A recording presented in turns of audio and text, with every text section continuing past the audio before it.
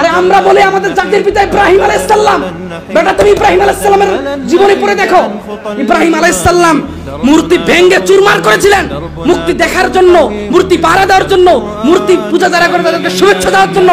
মুহাম্মদ সাল্লাল্লাহু আলাইহি ওয়াসাল্লামের উম্মতের সৃষ্টি হয়নি যে বা যারা এভাবে মূর্তি পূজার শুভেচ্ছা জানাবে তাদের ঈমান নেই, বাতিল, তাদের ঈমান খারিজ হয়ে গেছে।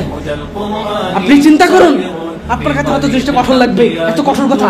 আপনি মনে করুন কত বড় কঠোর জিনিস তারা করতেছে। আমার রবকে বাদ দিয়ে তারা একটা মানুষের তৈরি মূর্তি নিজে একটু আগে তৈরি করলো, সেই মূর্তির পূজা করছে। আর আমি মুসলমান, আমি ইমানদার, আমি নাকি তাওহীদে বিশ্বাস করি, আমি নাকি আল্লাহই বিশ্বাস করি, আমি গিয়ে তাদেরকে শুভেচ্ছা জানাচ্ছি, তাদেরকে অভিনন্দন জানাচ্ছি, ভালো কাজ করতেছে। তো কাফেরের এই শিরকের কাজে তারা সাহায্য করবে, তারা কি কাফের হইল না?